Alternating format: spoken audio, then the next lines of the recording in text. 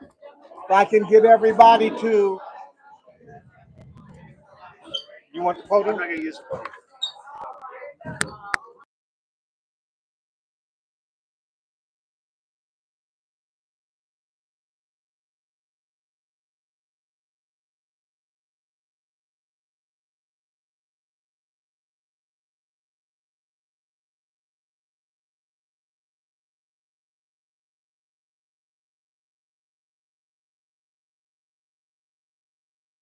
And we would like to thank Steve and his wife for coming.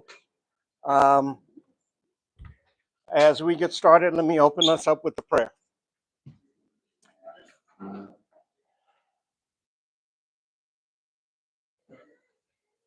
All right. Heavenly Father, Father God, we are grateful for this opportunity to be able to give back, to be able to serve your kingdom.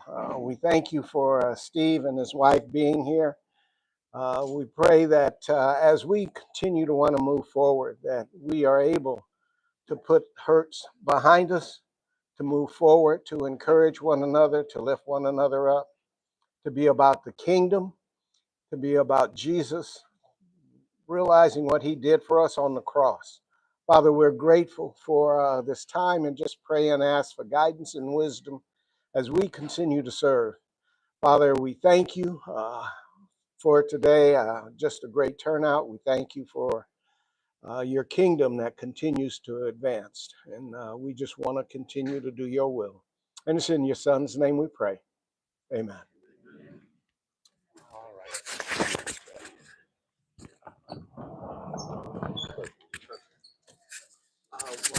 Everybody give a hand up.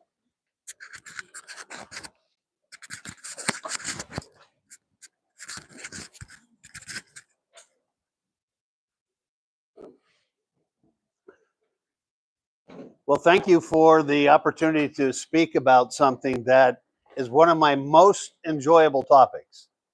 But a little bit of background about me so that would give you some context for why I say that. And first of all, my wife Tricia is with me. Yes. I've given her the free right to interrupt me at any point along the way. She has taught some of this material with me in the past, and this is material she's very used to. But my background was engineering back in the 70s and 80s, and I occasionally had projects with high power, extreme temperatures, strong magnetic fields, and I got shocked quite a few times. And so when you get shocked, it becomes a learning moment. Like, why did that happen? What do I do to make sure that doesn't happen again? What are the systems in play? You know, try to figure out all these kinds of things. And then we spent 25 and a half years in the full-time ministry. So I've been in the major roles, elder, teacher, evangelist and stuff, led lots of different ministries with my wife, had lots of conflicts with church leaders, with peers, with people in the ministry. And I figured out around 2009 and 10 that we in our church and back in Chicago were not getting good at it. And I wanted to get better. So I went back and got a master's in conflict management. And then in the middle of that time, Tricia and I were asked to help with church in Hawaii that was going through a very serious issue. So we were there almost 4 months. And the very first time I presented this kind of material was there. I had a class called Apologies, Forgiveness, and Reconciliation. And I asked the teacher if I could plagiarize it and make it my own. And so that's what I've done. And that's what you're going to be hearing today. And it's evolved over time.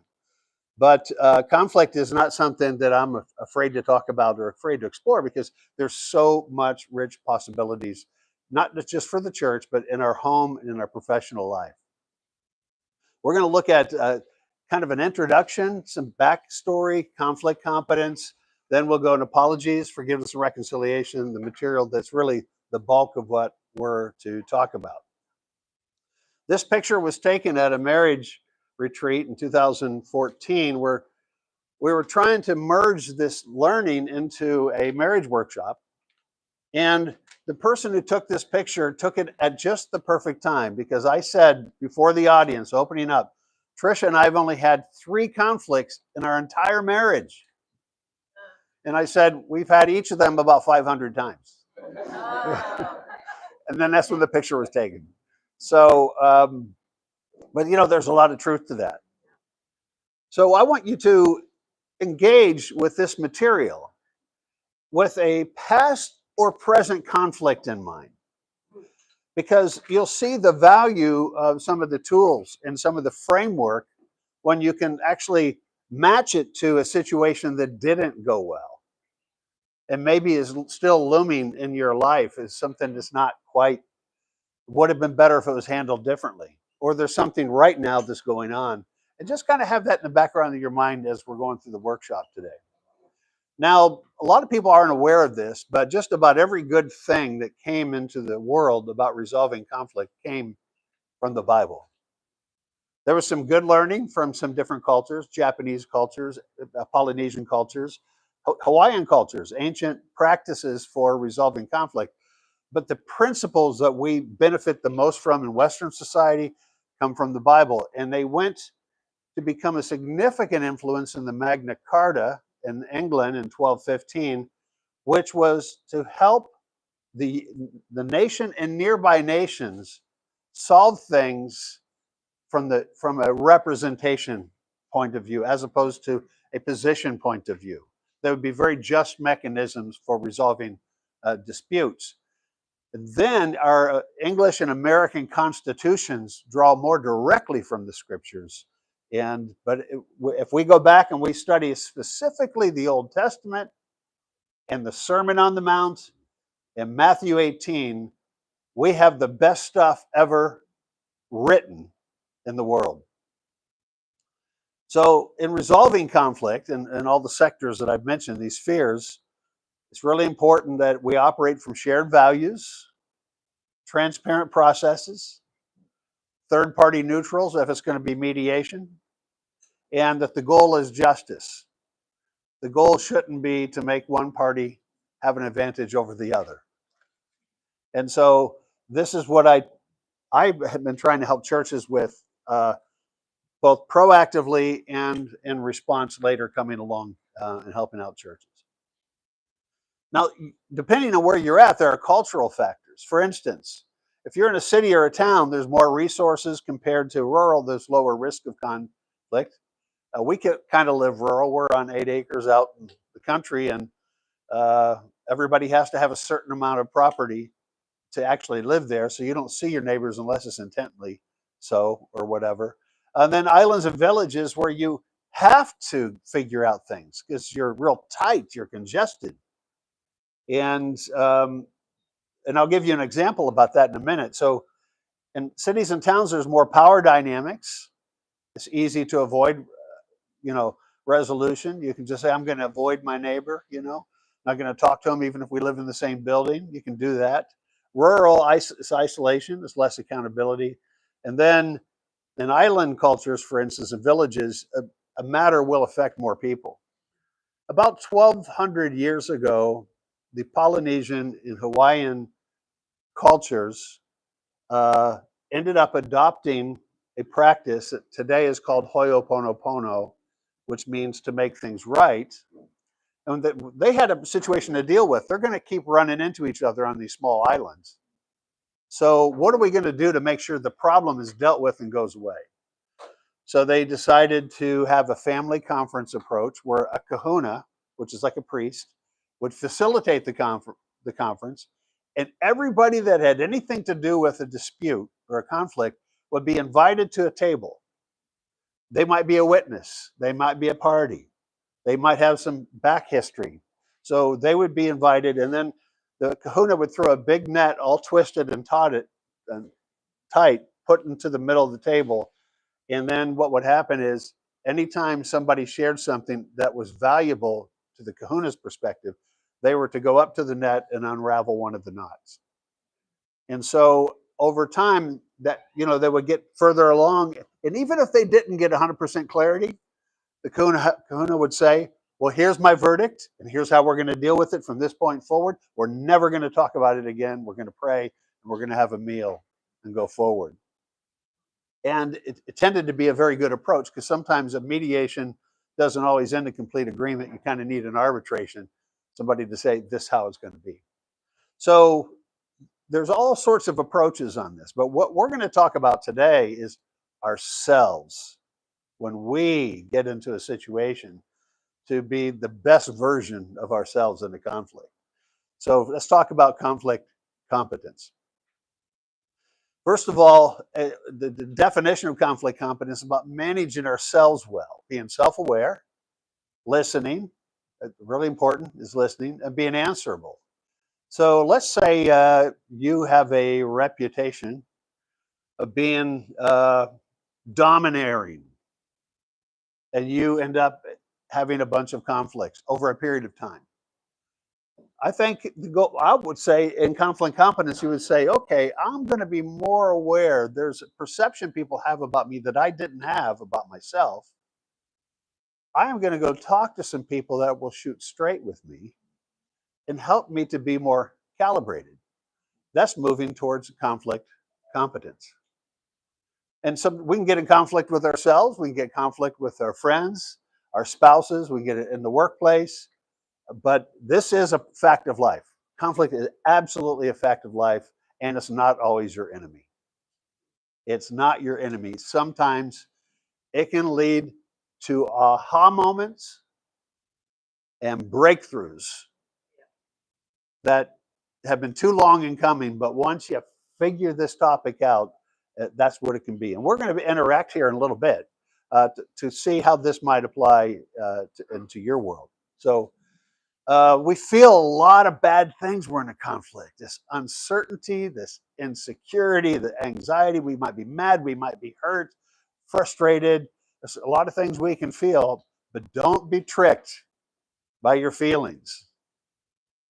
Because feelings are important. They are very important. In a conflict, they matter, but they're not always telling the truth. So why would you want to be good at this topic? Well, one is to avoid the conflict trap, and this is where you're ruminating. You're just playing it over and over and over again. And when you see that person at church, you just steer around them, you know. In 2005, Trish and I were asked to go into the city of Chicago to lead the downtown and south side ministries. And what we did not know, we knew there were problems. What we didn't know is that there were groups that wouldn't even sit near each other at church. And they would have communion, but they wouldn't sit near each other. They had all these unresolved disputes. And we found out we had 23 unresolved interpersonal disputes besides the feudal groups. Okay. So it was one of those things that kind of moved me into wanting to go into this field, you know. But people were in traps. They lost their cherished relationships, and it's just all sorts of motivations to do good. And one of them is to limit the aftermath, which is even if you do resolve it, life can somehow be different from that point forward because of a conflict's damage, you know, and so forth. Lots of motivations. Where do they originate? Book of James is good for this. Out of unhealthy ambition, out of envy, wants, sometimes our differences. We've been wrong, we've been hurt. Sometimes just miscommunication, a simple misunderstanding, which can happen to the best and holiest of people, you know. And but when it's an injustice, this kind of something that has to be unpacked, dug up, looked at, and get help with. And prayerfully, churches will have their elders and their ministers and their board people and the representative stakeholders in the church to be better and better at this, so that when there is a conflict, you have a team to go to. One of the things that we did back in 2006, after we sized up our situation in Chicago, we identified 9 people in a region of 380 people that had a background in HR, resolving conflicts and disputes, some skill set that made them good at this kind of work. And we had them, so actually I said we had 23.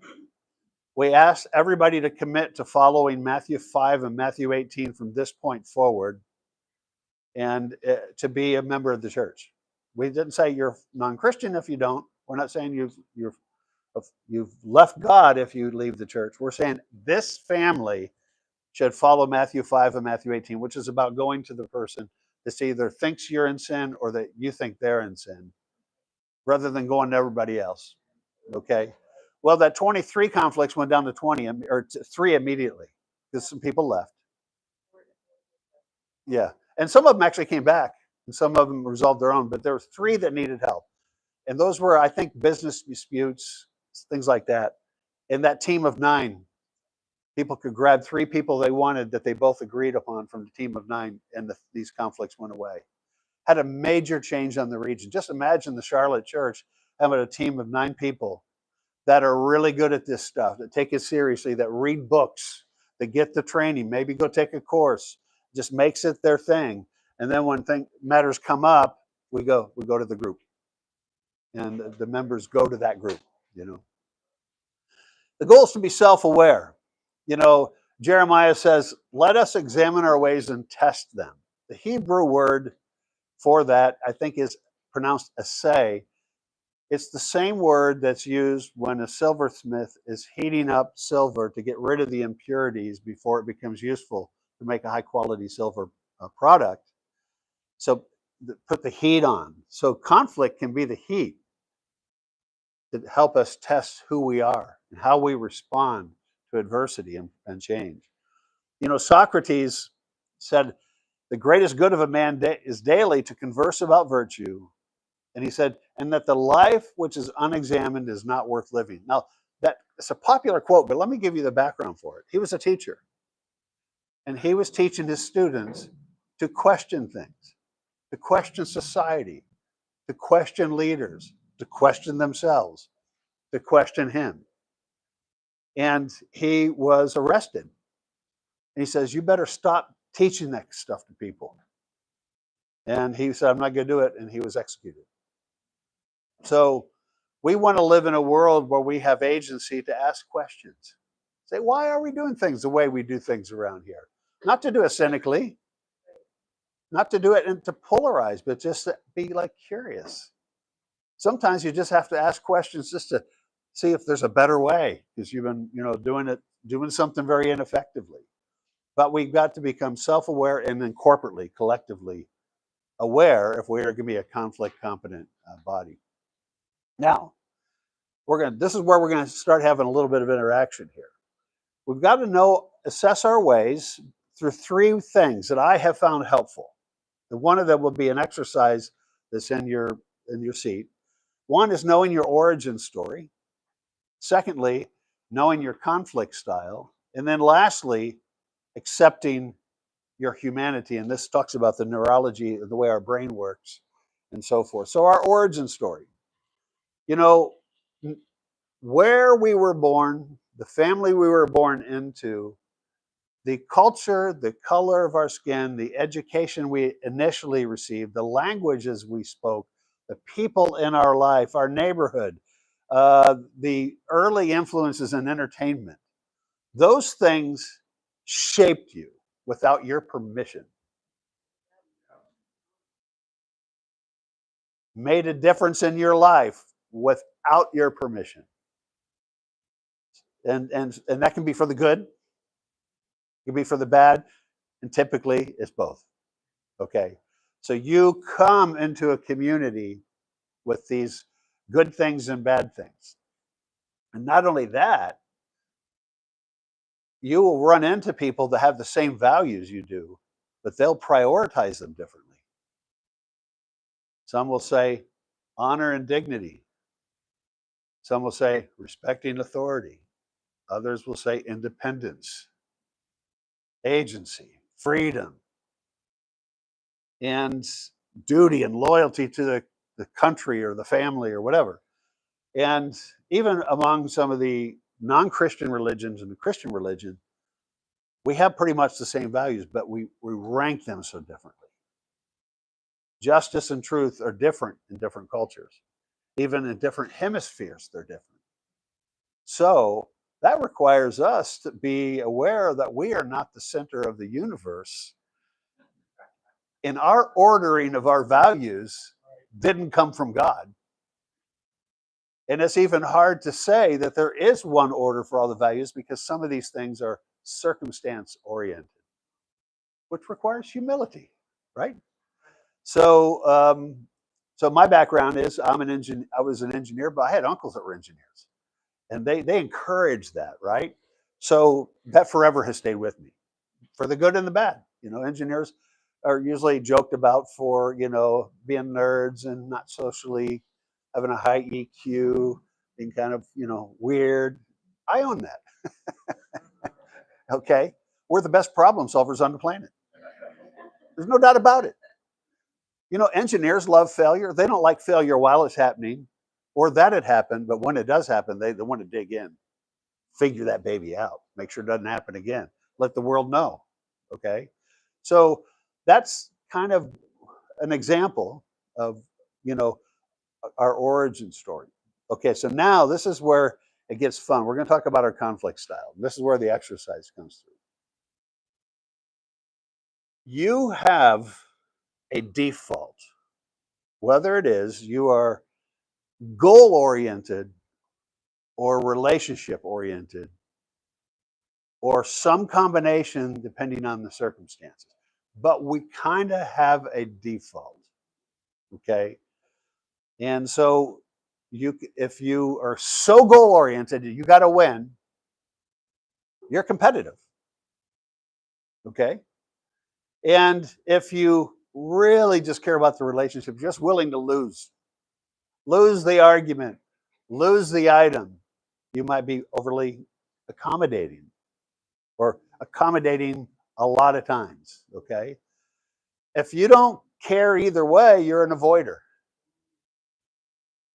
And that can lead to the greatest problems, really, deep dissatisfaction with life. You're not getting what you want and you're not close to people because you feel angry about they're always winning and so forth. So now the goal would be, in many circumstances, to collaborate where it's a win-win, finding a third way. But you don't always want to collaborate. You don't want to collaborate always with the enemy, with evil. British didn't want to collaborate with the Nazis, So it's not like one of these is always the best. And then sometimes we're in the compromise situation where, okay, I'll get this and you'll get that. So I want to ask you, what was Jesus? Let's open this up. What was Jesus? Okay, say yes in the back. All the above. You spoiled this for me.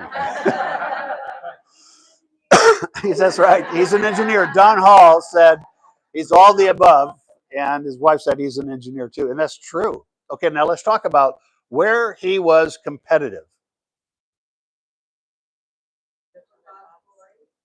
Where's that? Okay, that's the motivation, I think. But what was an incident where he was competitive? You go tell that fox. Luke 13, I believe, when he was talking about Herod. Herod was going to, threatening him basically, and you say, I'm going to reach my goal. I'm going to be there and make this thing happen. I'll be in Jerusalem, So that's competitive. When was he an avoider? He was overwhelmed by crowds. Okay, yes, he was overwhelmed by the crowds. And so he left, and 2 times. One of them when he had already fed everybody and he just needed to be alone with God. But here's the one I like is Luke 4. He left the synagogue in Capernaum. They're going to shove him off of a cliff. And he just got out of town. He went right to the crowd and left, So when did he compromise? Turning water into wine is the answer we received. He did turn water into wine because his mother wanted him to, and he didn't want to yet. It's not my time, Mom, but okay. All right, it's a good occasion. It's worth it. I'll do it, right? So, and of course, we know he so valued his relationships. And so Jesus was all of the above. Now, before we take the test, this will be a 5-minute test. And those of you online, we want you to know we're going to send out this test. Don't give up on the rest of the workshop while we take 5 minutes for people to take the test. But I would like to ask, does anybody already know for a fact without taking this little exam what they are for sure? Okay, go ahead. I'm collaborative. Okay, you're collaborative. Okay, good, good. Anybody else? Yes. Okay, you're an avoider, accommodator. By the way, you can be more than one. It's usually a default and then a leaning in another one. Or sometimes you're one in a relationship, like maybe. Yeah, okay, so, yeah, Trisha brought up, sometimes we're one in a relationship, but maybe in another sphere we're another. Yeah. Yes, in the back.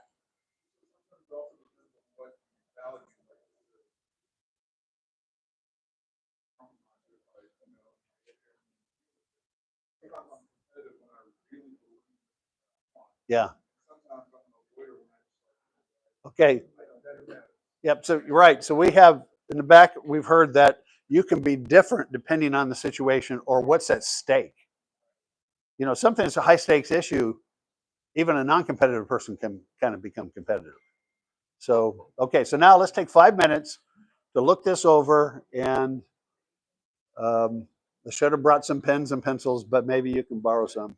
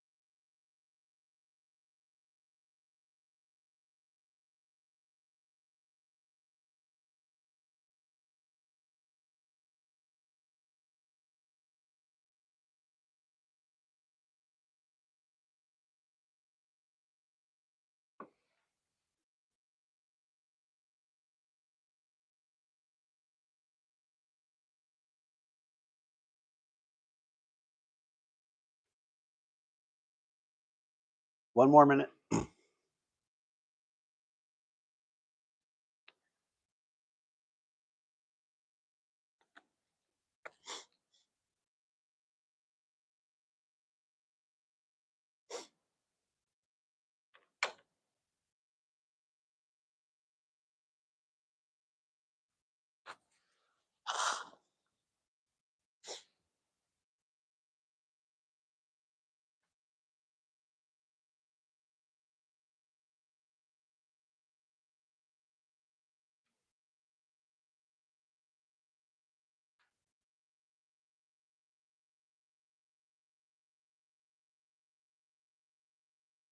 Okay, so was anybody surprised by what the test revealed compared to what you thought about yourself?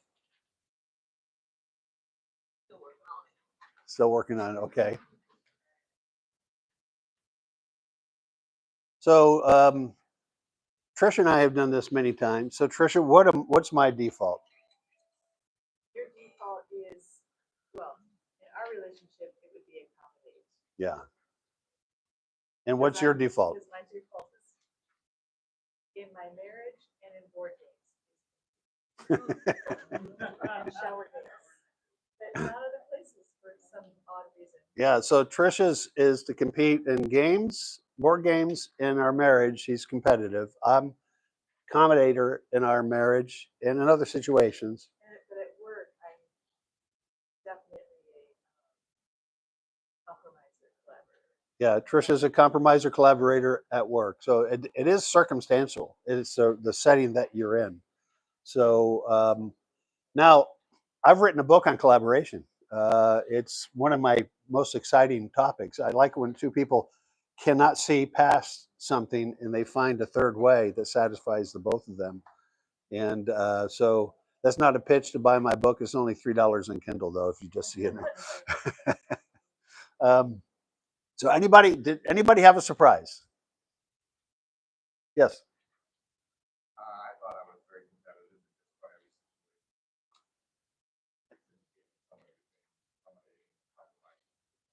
Okay. I don't believe it. Okay. Yeah.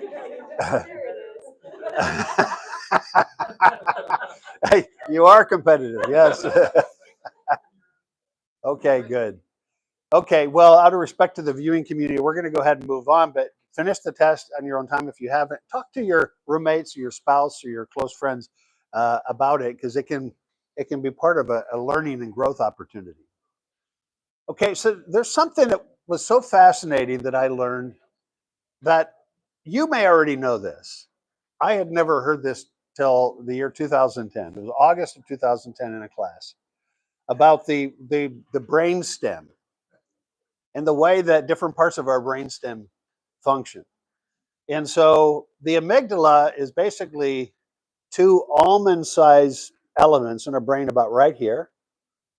And it's our reptilian response for self-preservation. Somebody veers into your lane, you see a snake or hear a rattle, any kind of a threat situation, this element, if it's healthy, it hijacks everything else about us for the good, for preservation. Now, we can be damaged in our memory through trauma and even misinformation about what is a threat and what is not a threat, that this part of our brain can hijack us not for the good.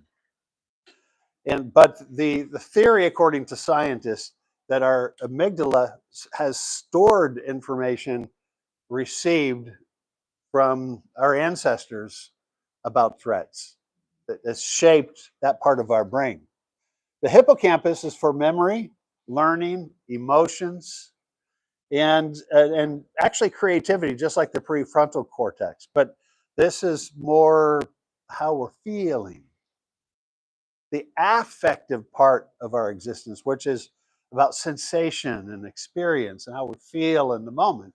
And the prefrontal cortex for nuance, reasoning, creativity, problem solving, and like discerning, getting perception, and so forth. So why this becomes important is if we operate in one of these aspects with a disregard that there's other things going on with us up here, we may miss out on life.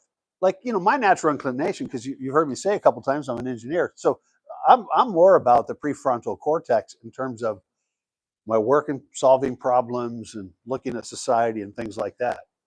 But I'm shaped by the whole brainstem, and I too can be overreactive and perceive threats that are not real and so forth. Okay. But memory's tricky, by the way. There's big debates right now going on and how valid memory is. Right now, eyewitness to a crime doesn't have as much meaning anymore. And part of it is we can make mistakes, and somebody may look like somebody that's not them. And so it's way down in court cases as being of value, unless it's one person committing a crime directly on the victim, and they knew the victim or they knew the perpetrator. That's different. But sometimes even they get that wrong. And there's all sorts of things about how trauma shapes memory. And guess what? Hanging out with the wrong crowd can give you memories you didn't have that were not reality. There was this thing called the Satanic Panic from 1982 up through mid-90s, where our whole society believed a lot of stuff about like these groups. They're trying to recruit our kids, all this kind of stuff. There were 11,000 cases that made it into the news and to the court system. And after 15 years, it was proven none of them were true. That even social scientists would interview a victim, perceived victim in a nursery. The techniques that they were using were actually implanting the memories in the kids, not drawing real memories out. And social media can do it too. There's new studies on that. So if you get in a social media group that's, dishing on a politician or a church or religion, you can start to absorb those things, and your memory is no longer yours. So think about who you hang with, what you read, what you watch. Okay. Now, what's really important in being conflict competent is how we engage with people, being aware of how we come across, how we deal with people of different values. I did talk about that a little bit earlier too. Understanding where they come from. There's a very good book it's co-written by Oprah Winfrey, but it's really the science behind it was written by somebody else named Bruce. Forget his last name, but it's called What Happened to You? And when you know somebody's story who's not functioning well, who's reactive, who's not well, when you know their story, it can make so much more sense. It's good to know each other's story, right? Participating in active listening. And I know a lot of you already know this. You probably practice it organically or you've heard about it in the workplace, but it's asking people that you're in conflict with questions, trying to find out more what they're thinking, being curious. Your body is relaxed as opposed to like this. There's things we can do even just with our eyes and our mouth. A smirk can throw off a conversation, So it's just being aware of our face, our body, being great listeners, and choosing the right words to unpack a conflict. There's a phrase that came out of Harvard. I can't remember who first coined it.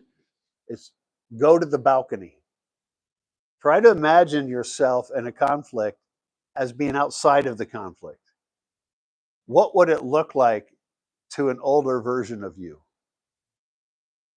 Are you part of the problem, not necessarily at the source of the conflict, but is your reactivity making it worse? Are you continuing the dance on the stage, the performance that makes you look really not so good, Seeing how you come across. What would another you tell you?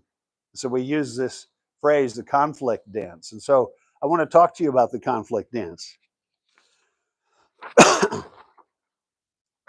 Sometimes we need to stand down, stop behaviors that are told that are intimidating or combative.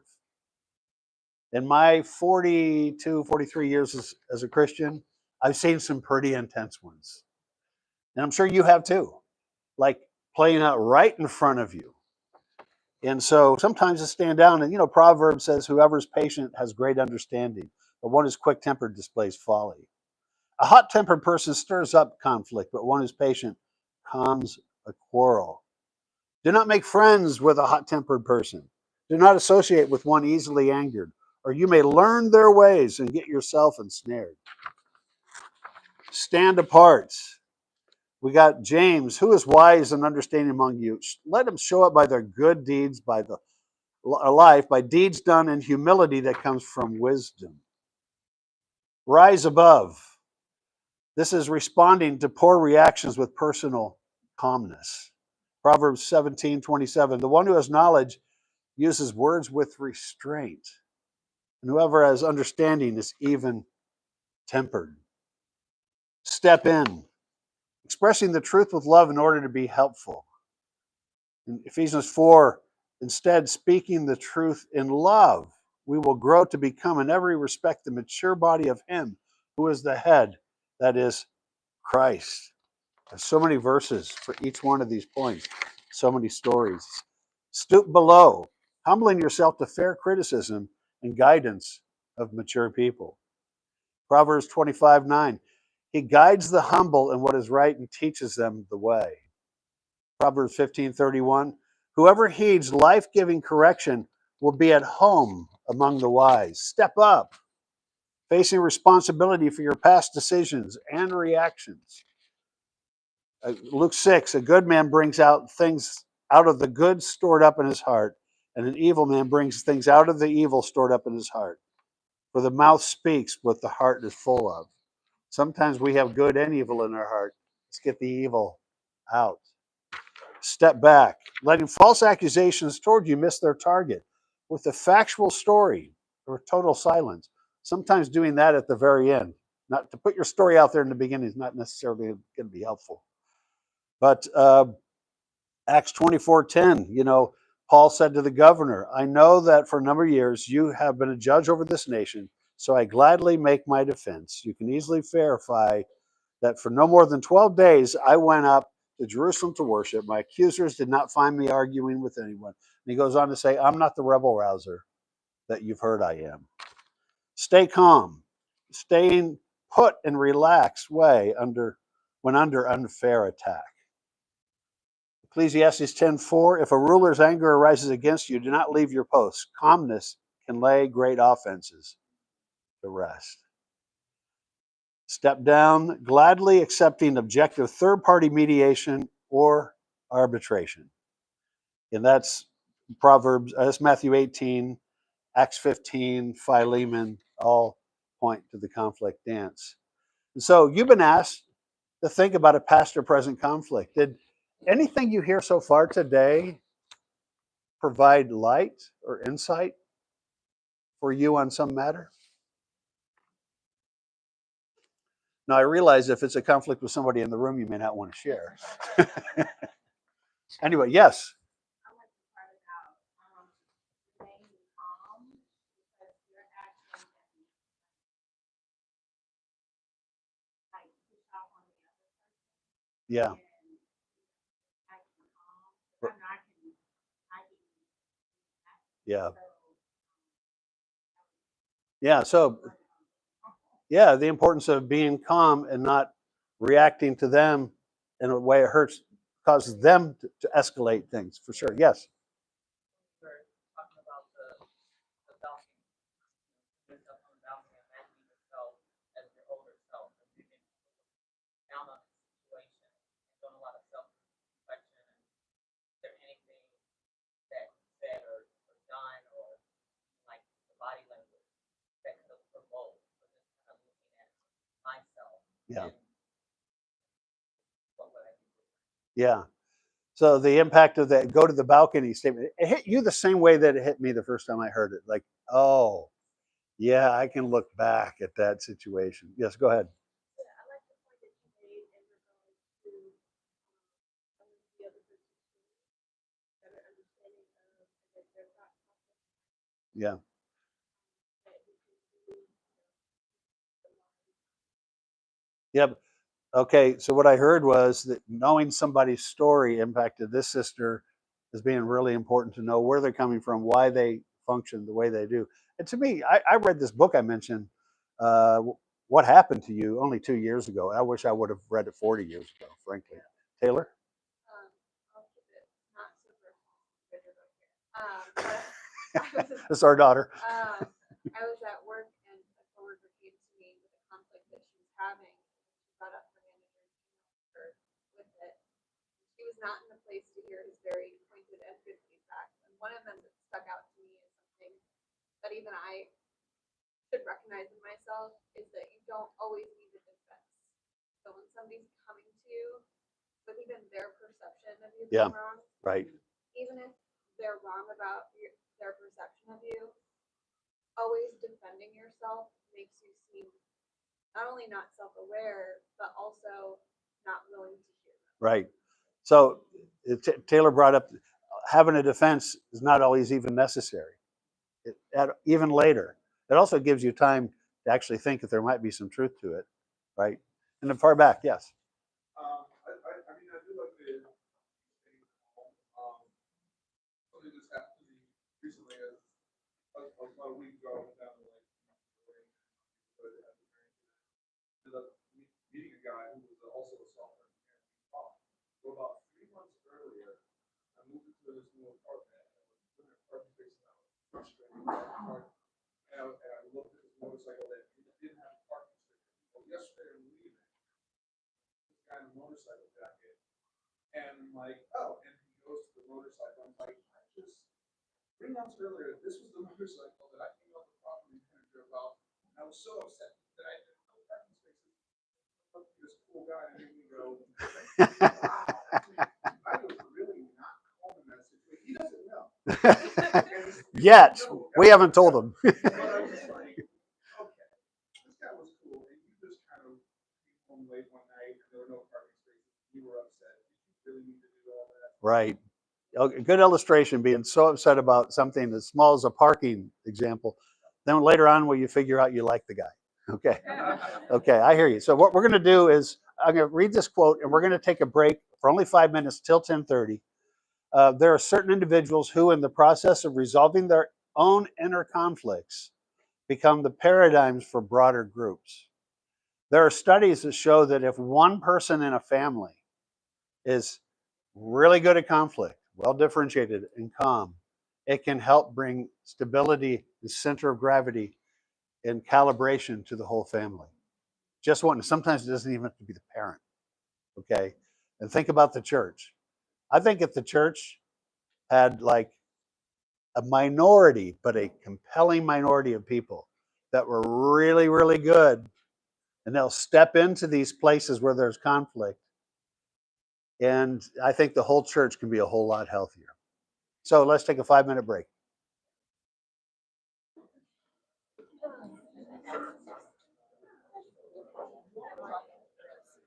What's your second part? Apologies. Yeah. Okay.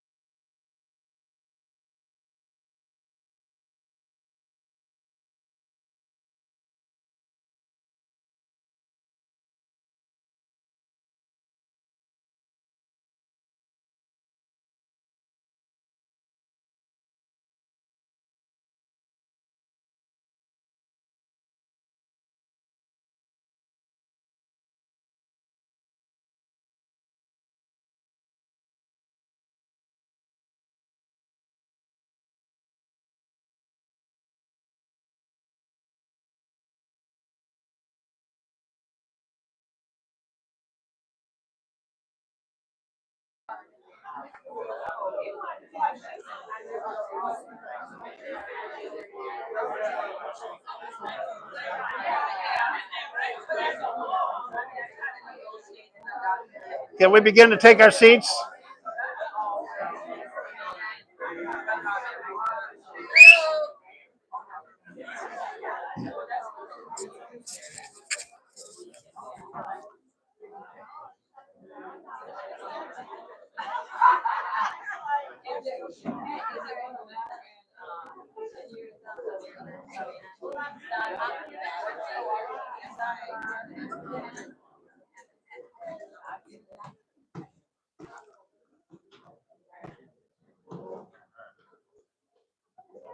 Okay, we are going to have one more break before the end. We're going to talk about apologies and then forgiveness and reconciliation together. So this is a really fun topic. I'm going to show a video that may be hard to hear. I'm going to put my microphone by the speaker. And it also might be hard to hear because of the accents of the people involved. But this took place in the UK. It's in Parliament. And James Cameron is the Prime Minister at this point.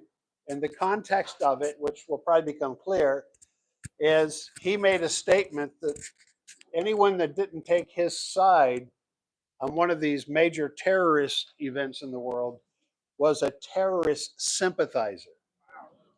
And that would be like saying if somebody didn't get in World War II, they were a Nazi sympathizer, you know. And so people took offense. So will you apologise for the remarks meeting last night against right honourable friends on this side of the house? Well, I couldn't be clearer in my opening remarks. I respect people who disagree. It would be helpful if he could retract his inappropriate comments from last night. Completely agree with the honourable gentleman. Everyone in this house should make up their mind on the arguments in this house. I cannot identify a single terrorist sympathiser among that list.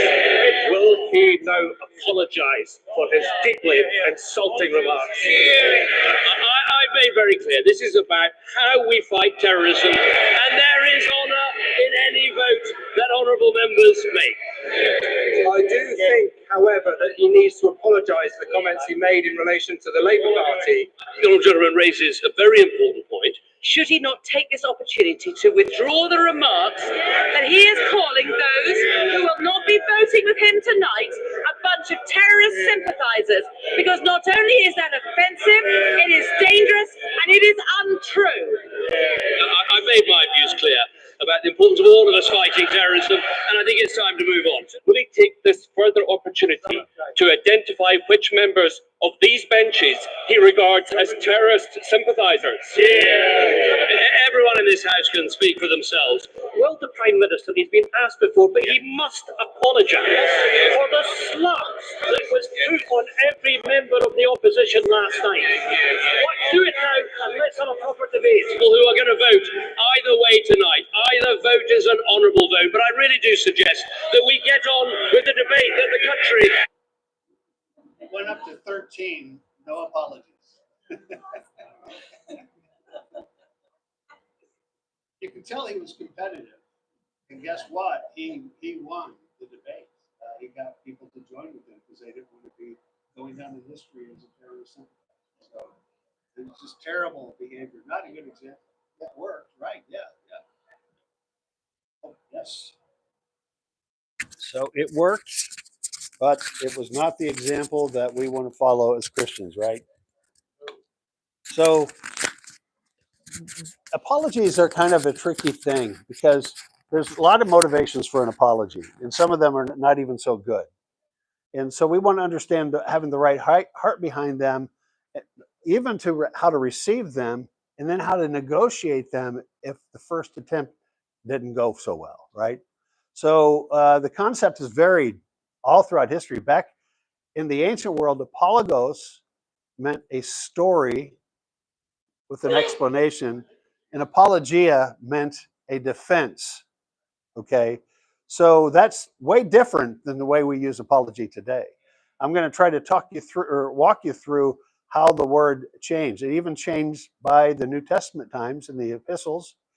And it evolved throughout the ages, right around the time of Shakespeare. It had some change of meaning. And then more closer to our lifetimes, it even moved some more. And then we're going to talk about how to determine good ones from bad ones and so forth. So, like I said, originally it was a speech or a story. And then the other variation of the word became a defense. And the idea behind it mostly became associated with regret, a little bit around the Shakespeare, like I said, but mostly I think around Vietnam. And where I come from on that is I perused literature and film to figure out how the word apology has been used. But it can mean all the above. Okay, so in the beginning, defense or vindication. Then in the New Testament, in First Peter and Colossians, it was about give an answer to people for the hope that you have. So an answer and an explanation is very different from defense. Now, it may serve the same purpose when people understand why you believe what you believe, but it's a lot less under the antagonism it had on the times of Socrates and Plato. So then it was used once, and I think it was Shakespeare's The Prince play as an expression of regret. But you can see how it would have changed, because sometimes an answer that's needed would have a little bit of explanation, a little bit of defense, and some, but yeah, that part was wrong or something like that. But still, to be just sorrow, just regret, my mea culpa, I'm falling on my sword, that wasn't the way that it was used throughout history. And so what we're going to do is look at some very public examples, okay, among family, religion, celebrity world, business people, politicians, and so forth. And this is a little bit humorous at the same time. We're not going to listen to them on video and audio. We're going to just look at some of their quotes. So Marion Jones, she won an Olympic award, taking steroids to help her advance in her competition and succeed. And she has since not only owned it with, I'm deeply sorry, I know it's not enough. I ask for your forgiveness. I've asked Almighty God for forgiveness. I promise these events will be used to make the lives of many people improve. And she literally has gone on tour to schools, telling her story and bringing that into to make the world a better place. That's probably one of the best ideal apologies. American Idol would like to apologize for last week's outrageous behavior by Steven Tyler. Mr. Tyler has been warned and assured it will never happen again. It happened again, and they had to let him go. He was egregious. He was vulgar. They had to bleep him out all the time. Arnold Schwarzenegger fathered a child with a person who worked in their home, and he apologized. He didn't want the anger that he deserved to go towards his family members or anybody else, just him. He says, I'm deeply sorry. I ask that the media respect my wife and children throughout this extremely difficult time. I deserve your attention and criticism. My family does not. Dennis Rodman, he got really close to North Korea. I want to apologize. I take full responsibility for my actions. I had been drinking. He had made some statements in support of North Korea. It's not an excuse. I've embarrassed a lot of people. I'm very sorry. At this point, I know I should know better than to make political statements. I'm truly sorry. I wish a lot of people that I know would not make political statements on social media. Mandela, the CEO of Microsoft, still is, I believe. He made a statement that women that were not rising as fast through the chain should accept it using some sort of twisted logic. And he says, one of the answers I gave at the conference was generic advice that was just plain wrong. I apologize. For context, I'd received this advice from my mentors and followed it in my own career. My advice underestimated exclusion and bias that can hold people back. So it was an apology that was well received. Donald Trump, I fully think apologizing is a great thing, but you have to be wrong. Jimmy Fallon said, this is unbelievable. This before the first election. Kathy Griffin, I sincerely apologize. Just now seeing the reaction to these messages. I'm a comic. I crossed the line. I moved the line. Then I cross it. I went way too far. The image is too disturbing. I understand how it offends people. It wasn't funny. Then she continued to get heat. I am no longer sorry. The whole outrage was a bunch of blah. She has not done well as a comic since then. She has paid the price economically and reputationally. The first apology would have probably solved the deal, you know. So, Prime Minister went partying when everybody else was on lockdown. It did not occur to me then or subsequently that the gathering in the cabinet room just before a vital meeting on COVID strategy could amount to a breach of the rules. That was my mistake, and I apologize for unreservedly. And it wasn't just a meeting; it was like a festive get together, you know. So, and I like a lot of things about him, but like, man, what a way to sabotage a career. Bad apologists. When we say if I hurt or offended anyone, you just knock the whole thing, everything else you said out by the word if. I made some mistakes. Mistake is a terrible word for describing something big. It's okay if it's something small, you know, a bad judgment, you know, about time or, you know, something that like was small. But I've seen religious people across all the spectrums at dealing with the scandal, dealing with the crisis, dealing with abuse, call it mistakes. And I've never seen it fly, you know. I apologize. I don't think that's a helpful word because we're still waiting for it, right?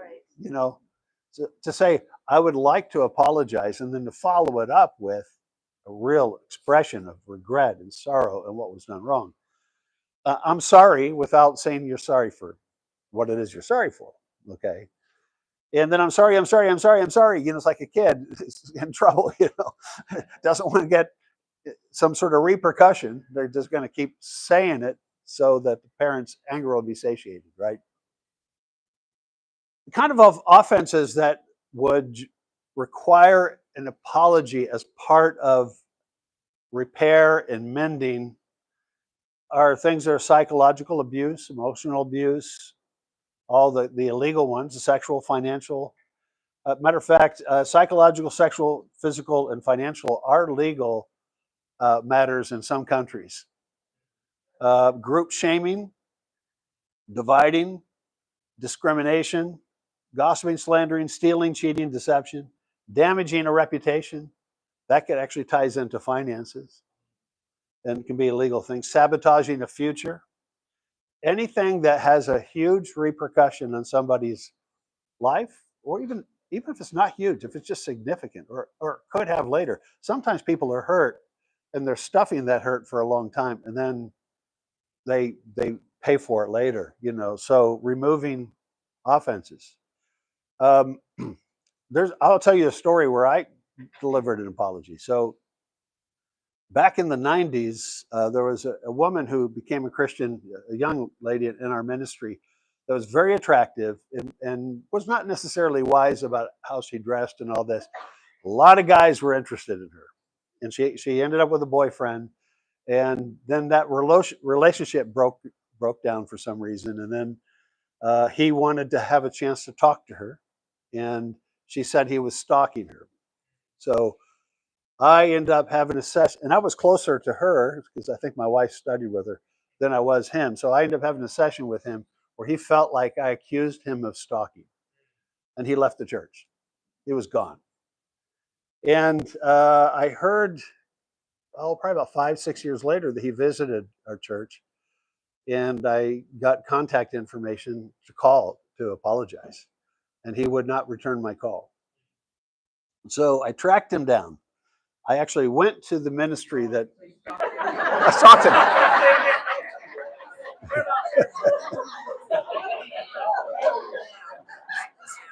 For those watching on video, I did stalk him. So he was meeting in another ministry about an hour away at a midweek. So I went there, and he was in the corner of the room, and I was by the door, and he saw me walking towards him, you know. And his name was Chris. And I said, Chris, I was dead wrong. I blew it. You were not stalking whatever her name is.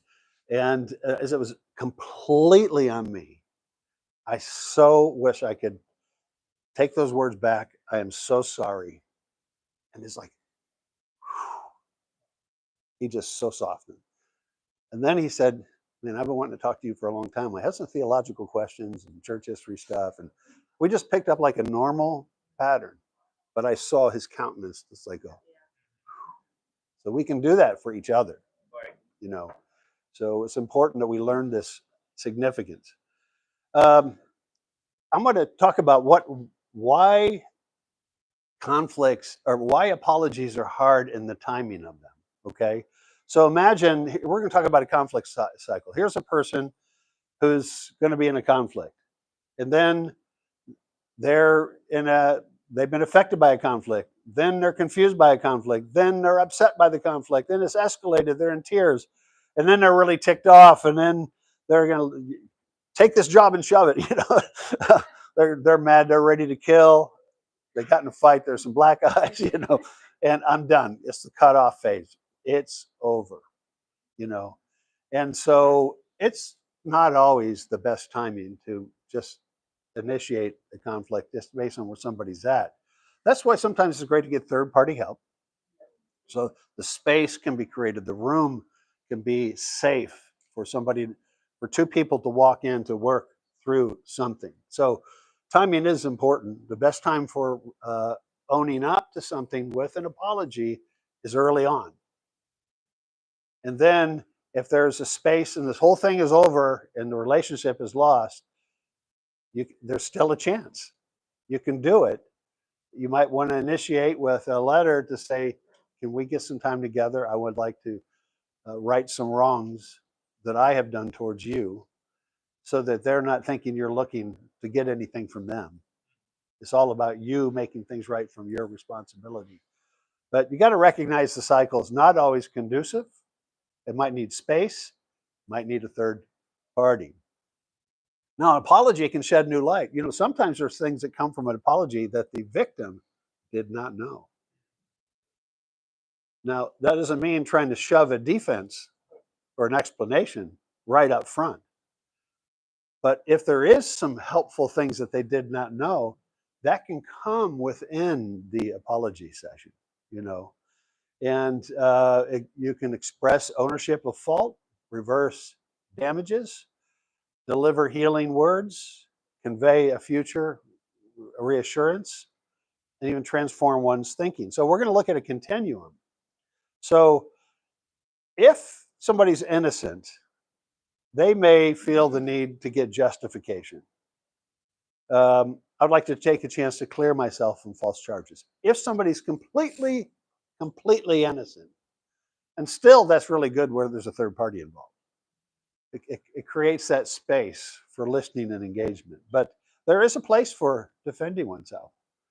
Explanation, the narrative from the alleged perpetrator as field of view. There might be, you know, an understanding of why somebody did or said what they did. May I share my story so you can see where my actions came from. Now, it doesn't mean that there won't be a mea culpa still, but it means there's some stuff in there, you know, that'll be helpful. Sympathy. I'm sorry for that you went through for such an ordeal. It's concern for what's happened to them. Now, even if you're completely innocent, you can still have that expression. And you know, here's a place to bring up something culturally. In Asian culture, specifically Japan, if somebody says I'm sorry, that doesn't mean that they're guilty of anything. It means this respect for what you're feeling. You know, and they have an empathy built into their culture that makes it freer to say I'm sorry. Social harmony. I regret you're hurt, and I hope we can recover our relationship. And that is concern for the history, the relationship that we once have. So you might say, "Man, I'm so sorry this happened." You know, still not the mea culpa, but the mea culpa is, "Hey, I was wrong, and I now see that my actions were inexcusable. Please forgive me. I intend to do whatever is needed." And that's what we saw with Marion Jones. You know, that was outstanding apology, and so forth. So this is kind of forming along those lines. And so what do you lead with? Let me ask you this. Let's say you've hurt somebody, but there's a whole lot of stuff that's partly defense, partly you were stupid and wrong, partly you just feel for the other person. What do you start with? Which part of the apology? The defense? No, no. You start on the right end of the continuum. I want to begin with blah blah blah. So 2009, Trish and I were accused of something we did not do whatsoever. Completely zero guilt. But there was some real dysfunction in the setting, and some people started to believe that there were so many parties, so many different parties in this story, and it was very nuanced. And so we just didn't apologize and weren't sorry. And so it started to have effect on our jobs. That's why I went back to school in conflict management in the middle of this thing. It took 2 years to sort out. It happened in the fall of 2009. It ended in the fall of 2011. But we walk into this meeting where there's some mediators that are listening to our stuff. Along the way, we had started to get so reactive from a false apology. We weren't processing properly. We were angry. And we made it difficult for people to even hear because it just went on for so long, you know. And meanwhile, I'm going out to churches to help do mediations, you know, high-powered situations, LA church and stuff like that. And so the co-mediators on that said, let's just go to Chicago and figure out what happened in your situation. So anyway, the final meeting where we're going to get all the people in the room, and again, we're the innocent party on what had happened. I opened the meeting asking if I could go first because I wanted to apologize for our reactivity, specifically mine, that made it difficult to even, you know, probably be around me in some situations, you know. And so the meeting went so well, because even if we are innocent initially, our reactions can cause so much distress. Even so, it's hard for the mediators to even see what happened, right? You know, so anyway, lead with the thing you're most vulnerable of, guilty with, and then move to the other categories. And when you do have mediation, often you get vindicated by the mediator, you know, and so forth. So, okay, here's some things that get lost in translation. My bad, my bad, my bad. Yeah, and, right, you know. I'm sorry, I've already said that one. I stand corrected. This is something that happened in our relationship. I grew up in Southern Ohio, and I heard I stand corrected from my parents and other people as the way to say I was wrong. I'm sorry, heard it. And Trisha didn't never hear that growing up. So when I would say I stand corrected, she's still waiting for something. I just delivered. So it doesn't connect. There's a cultural thing. And so, a matter of fact, I saw in a 1950s film with Jimmy Stewart where he ended a conflict by saying, I stand corrected. So I felt vindicated. But there is a cultural thing. Like in the UK, if somebody says, I wasn't helpful, that means I am the bad guy. I was wrong. It means it's the hardest thing to deliver those words. I wasn't helpful. But when I would hear it through English ears, I'd be like, yeah, that's obvious. Now, where's the apology? and so, and that's a known thing. This is stuff we learn in coursework that you have to pay attention to people, where they're coming from, right? I was mistaken too soft. I wasn't helpful. I mentioned that. I was out of line. And it just always needs the specifics, you know, especially the major ones. Multiple attempts may make it necessary. One of the things I've learned is, let's say there's 7 years of a conflict. This happened in the church, by the way. 7 years of a conflict, 2006, 2012, and Hawaii, when Trish and I went there. And we had to do 4 mediations before we left town. We were going to run out of time. So I wrote a preparing for mediation workbook. Everybody did it. And then we came into the sessions and we said, let's talk about the first conflict and the last one, and believe that all the ones in the middle are related to the first one that just played out. And the last one has the most important data because it's fresh on your minds. Okay. And we got through 4 mediations with that approach. What that hope that offers is that you don't have to dig through every event that took place. I don't trust people's memories anyway. I don't trust mine. I think that's could be cruel to have to hash out every single thing. And then who gets to say what's the proper version of each of those events? But if you can get people to agree on the first and the last, you can get some good headway. Sometimes you have to figure out when the apology should be circulated beyond the victim, like if the whole community knows about it. You know, so things can get real tricky for sure. The giver, what is their stance? Does it have integrity? Is what they're saying accurate? Does it convey fairness and justice? If culpable, do they take responsibility? If innocent, do they demonstrate concern for the hurting party?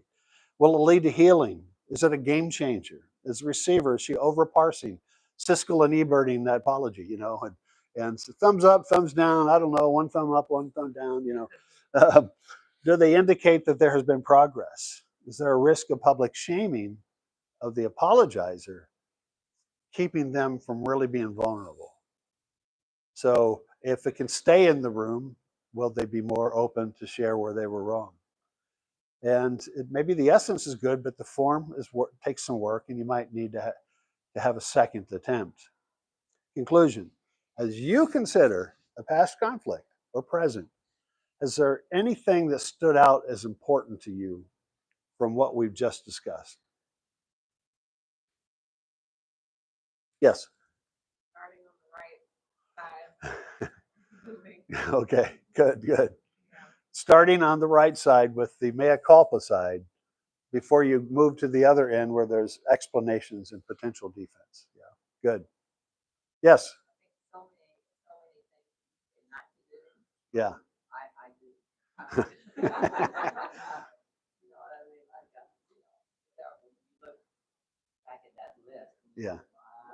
Yeah. Well, thank you. And these notes can be made available too. I have PDF versions and stuff like that.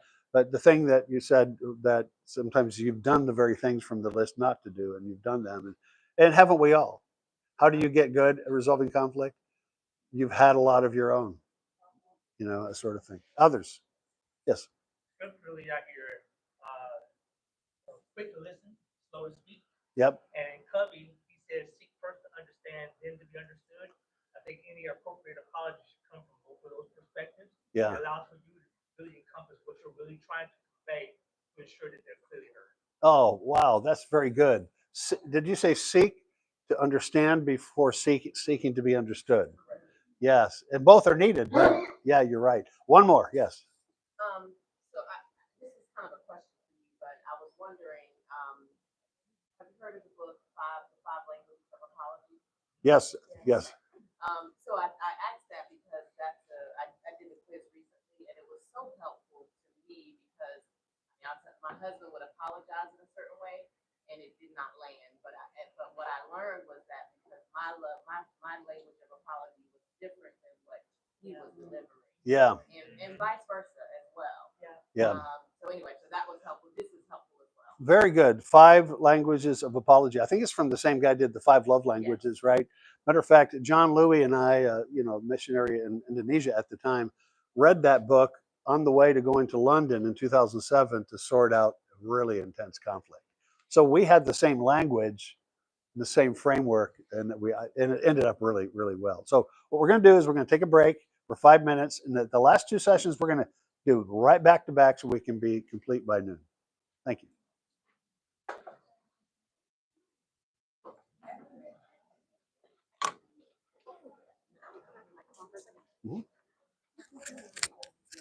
To all my friends on YouTube Live, I'm going to pause this and then restart the YouTube Live in about 5 minutes because the iPad needs to charge and I want to make sure you can hear the rest of the content. So go take a quick bathroom break or go get a snack and then come back in about 5 minutes.